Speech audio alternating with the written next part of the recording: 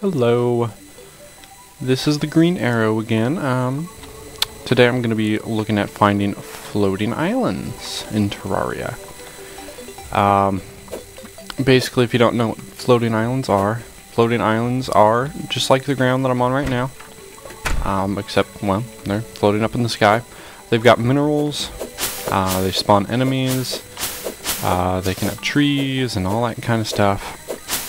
The only difference from the normal land is floating islands have a little base on them, and they're going to be, depending on how rare the items inside, they're going to be made out of gold brick or silver brick with like copper walls, or you know, some silver walls or gold walls even.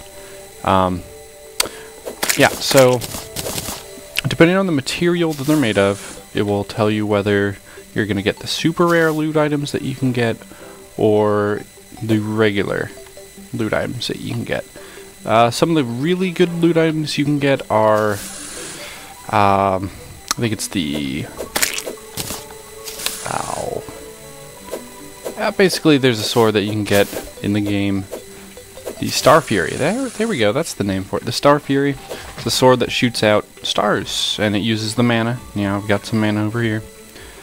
You can also get items that keep you from taking fall damage, items that make you jump higher, things like that. So basically what I'm going to do today is I'm going to give you a couple tips on how to find them. I know myself, when I was first trying to find them, there weren't a whole lot of places that, you know, helped with finding them, or gave you at least a few hints and showed you what they look like. Okay, so one of my favorite things to have for finding floating islands is the meteor armor, like I've got right now. You know, you craft it out of fallen meteors. If you don't know how to get those, I'll probably make a video somewhere along the lines that'll tell you how to get them, where to find them. Another very, very important thing to have is rocket boots.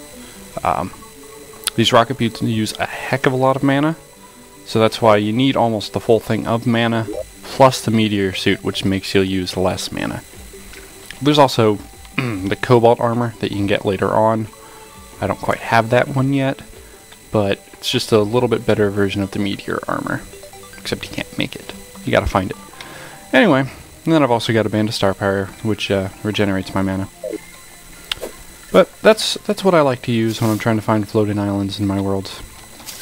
Basically what I did here, I just started a brand new world. I'm gonna throw this out there. It's usually easier to find floating islands in small worlds. They're closer together. They're usually at the same altitude. You know, it just makes it a heck of a lot easier for you.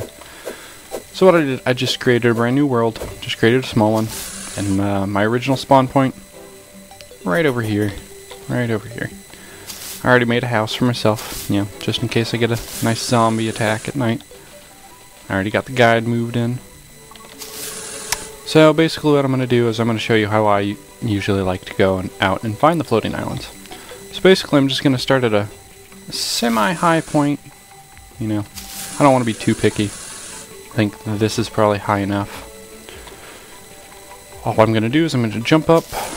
I'm going to just fly up into the air at an angle. I'm just going off to the right because I think I usually have better luck finding them on the right for some reason. Alright. And I just go up, scout up a little bit, and just fall down. Alright, now I gotta wait for my mana to come back. That's another reason I like the meteor armor. Helps me regenerate my mana a little bit faster than normal.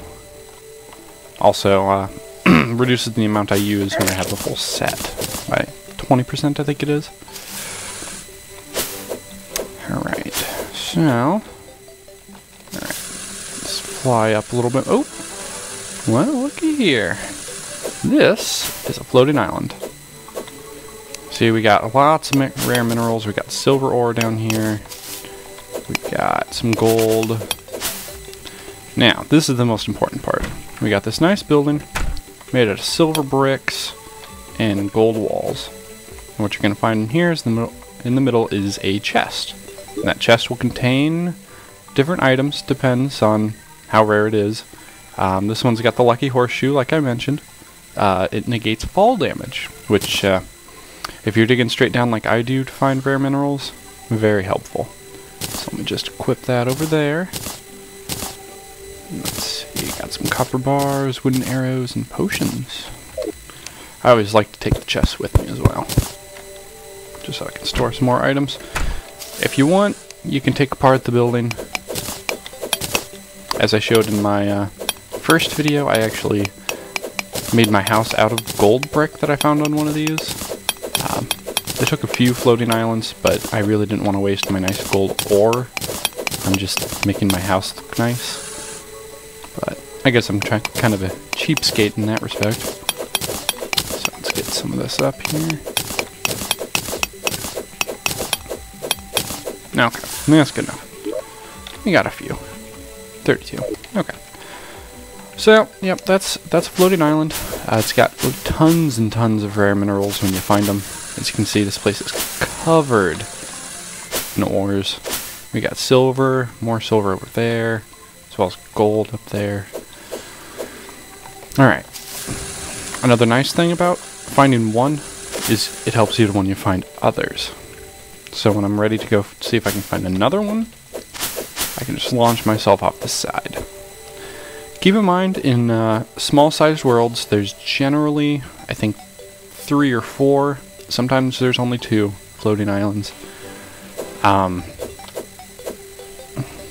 Like I said, the best way to find them is with rocket boots. It just makes the job a whole lot easier. In a minute I'll show you some other ways you can do it. Nope, nothing out that far. Alright, let's coast down. Yeah, now that I think about it, I probably didn't have to do that. I got my lucky horseshoe.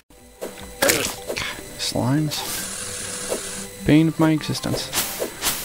Okay, another thing to look for when you're trying to find floating islands on the ground. If you see rare minerals sticking up, you know, usually not iron, I'm thinking silver, gold. If you see those sticking up on the ground, there's usually a good chance that there's a floating island above you. Now, this isn't 100% true, but it is a good sign that there might be one. So, you know, you see some gold ore just sticking about the surface, just fly up, see what you can find. Now, my mana's back. I'm gonna fly up again. Usually, the floating islands have at least a bit of distance between them, each other. You're not gonna find them right next to each other.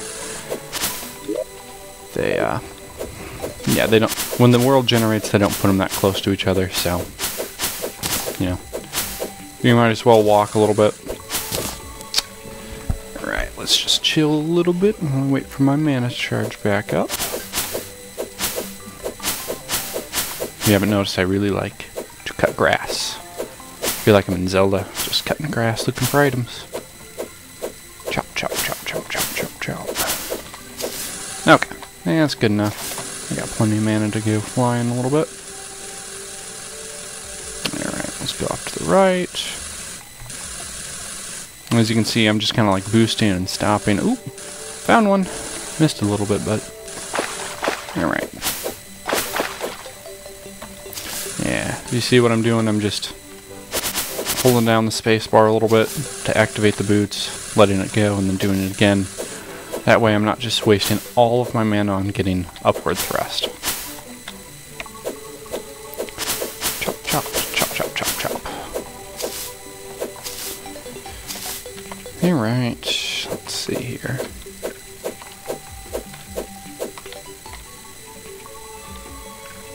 Okay, that's probably enough. It's pretty much straight on top of me. Where'd it go? There it is. Alright. As you can see, this one's a little bit different. This one's made out of copper bricks. And it's got a silver brick wall. Yeah, let's see what we've got in our chest. Ooh, a shiny red balloon. This one's going to increase your jump height by a little bit. It's not a crazy amount, but, you know. Let's see. Take off my obsidian skull. Take this Alright, I'm going to show you real quick what the red balloon does. So this is my normal jump height without using my cloud in a bottle or my rock boots. That's going to be my jumping with the red balloon. You see how high I'm going now? I'm going to take the red balloon off. And you can see that almost doubles my jump height. And then what you want to do, if you've got cloud in a bottle, and you've got rocket boots, and that red balloon, you're going to be able to do things like this. You see how I got the height of that tree without even having to use my rocket boots? Pretty nifty. Actually, I like my Hermes boots to be on there as well. Let's take that off. Because when you get speed, then you get that forward thrust that I do. Yeah, that I love so much. See, now I'm about the height I need to be, so I can just kind of coast. Let's see if I can find another one. Alright, I'm probably not going to be that lucky to find another one here real quick. But that's the basics with, corruption, with finding a floating island in single player. Keep in mind, they are going to be a little bit harder to find in multiplayer, I've heard. So yeah, just open up a new single player world in a small map, fly upwards, and I've noticed they like to be on the right side of the map more than the left. I think out of the 4 maps that I've done this on, they've all been to the right. I don't know if that's the way with all maps, or I'm just extremely lucky or unlucky. Lucky, I'm not sure. But that's the basics for finding floating islands, and I hope it helps. Thanks, guys. Bye.